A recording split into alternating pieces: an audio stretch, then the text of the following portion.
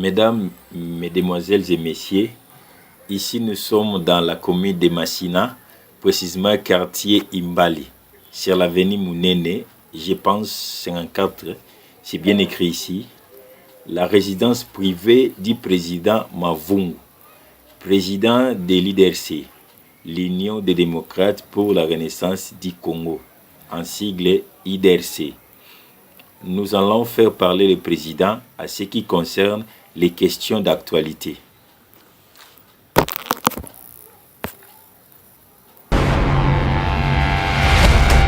Quand nous entrons dans la parcelle, c'est ici que nous allons prendre un élément à ce qui concerne l'actualité de notre pays chez le président Bruno Mavungu. Monsieur Mavungu Bruno, bonjour. Bonjour. Vous êtes le président national du parti L'Union des démocrates pour la renaissance du Congo.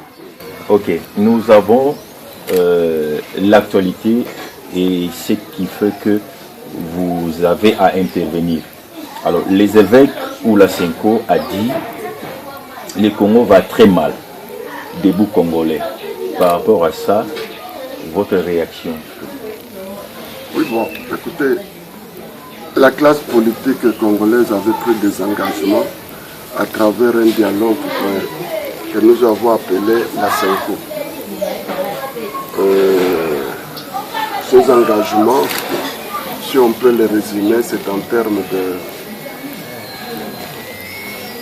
de réaliser les élections à la fin de cette année. Donc c'est beaucoup plus autour de ces élections que nos évêques de la Senko ont réagi. C'est une interpellation à la classe politique congolaise. Nous sommes à 6 mois de l'organisation de ces élections. Je crois qu'il était quand même très important que quelque part les gens puissent attirer l'attention de la communauté nationale et pour qu'on fasse tout notre possible et que les élections soient organisées au moment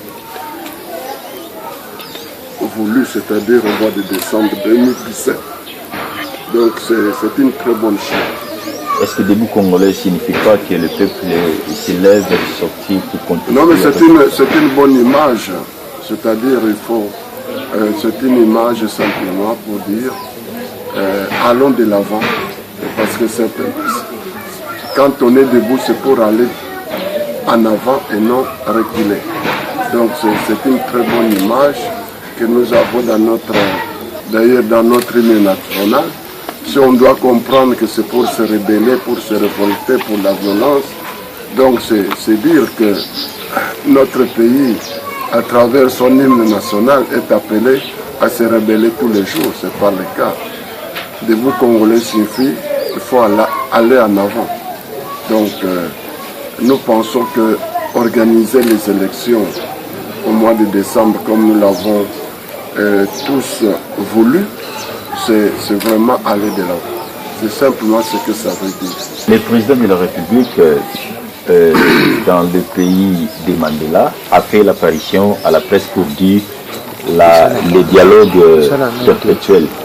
Par rapport à ça, c'est comme s'il faisait allusion au 3e dialogue. Est-ce que c'est encore... Je crois qu'il ne faut pas trop lui prêter des intentions. Le dialogue doit être permanent.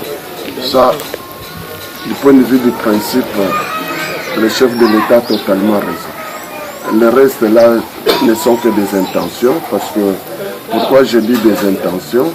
3e dialogue, bon, est-ce qu'il y a des matières qui sont restées en suspens?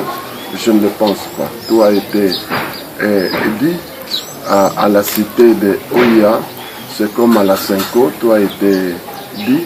Je ne pense pas qu'il y ait des matières qui puissent encore faire l'objet d'un dialogue politique. Mais le dialogue, quand le chef de l'État parle au peuple congolais, c'est un dialogue.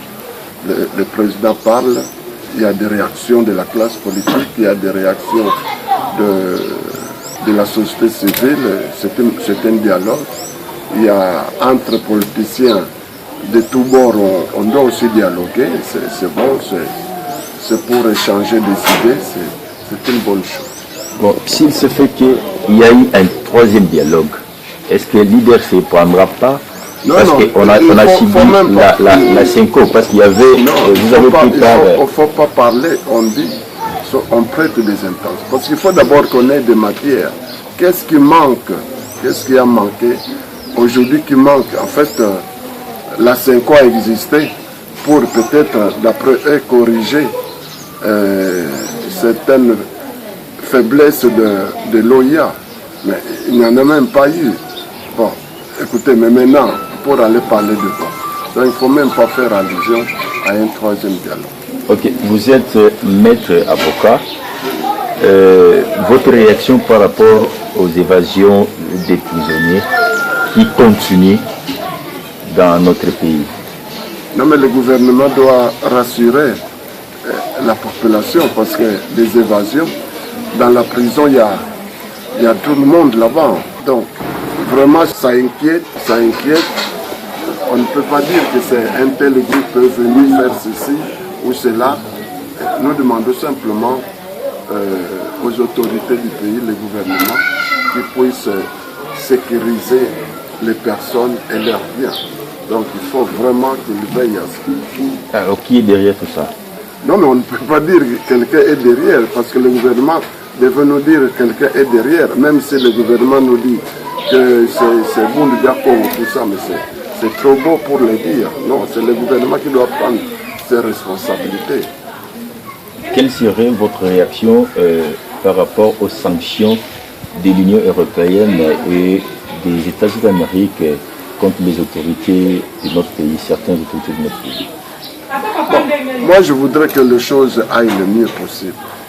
Je voudrais que les engagements que nous prenons librement, nous puissions les accomplir. Donc, juger tel ou tel, je crois que ce n'est pas là mon travail. Moi, ce que je veux dire, qu'il y ait harmonie. Et si chacun accomplit sa tâche, je crois qu'on éviterait toutes ces choses. Et le gouvernement, nos autorités doivent tout faire pour éviter de tels... Ça ne fait pas beau dans le pays et ça ne fait pas crédible. Mais le ministre de la Justice de notre pays a été interpellé en Belgique. Ça ne fait pas... Oui, mais c'est tout ça qu'il faut éviter. Et parce que on va renouer même les plaies parce que effectivement, ce qui se passe aujourd'hui interpelle tout le monde.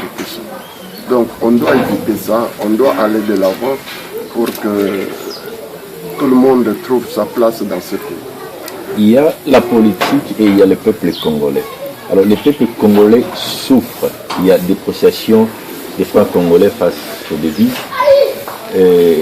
En Christophe, il y a une crise économique. Votre réaction par rapport à ça? Écoutez, pour l'instant, je crois que nous avons suivi tous. Le Premier ministre, devant l'Assemblée nationale, a promis qu'il allait, que son gouvernement allait travailler pour faire face à cette dépréciation de la monnaie, pour faire face à cette descente des enfers de l'économie nationale. Donc, c'est un gouvernement qui est là depuis, je crois, 2 mois maintenant. Nous attendons peut-être que le mois prochain, les jours qui viennent seront les meilleurs. Bon, il y a un enrôlement pour un nouveau fichier. Est-ce que avez-vous un message pour donner à la base? Oui, nous avons un message, nous encourageons et nous demandons à notre base, au peuple congolais, de s'enrôler massivement. Et je crois que nous voulons les élections et il faut nécessairement que nous passions par un enrôlement. Donc nous demandons au peuple congolais d'aller aux enrôlements. Alors, que dites-vous par rapport à ce que nous écoutons? L'IDPS a entrepris les démarches pour vous rapprocher. Non, je crois qu'il faut laisser ça à ceux qui disent ça, mais je crois que ce n'est pas encore arrivé. Qu'avez-vous comme message par rapport, parce que bientôt là, votre parti totalisera une année d'existence? Oui, nous disons que les partis se portent bien. Nous demandons au peuple congolais de nous faire confiance et de venir adhérer à notre parti. C'est un parti d'espoir. Je crois que ils ne seront pas déçus.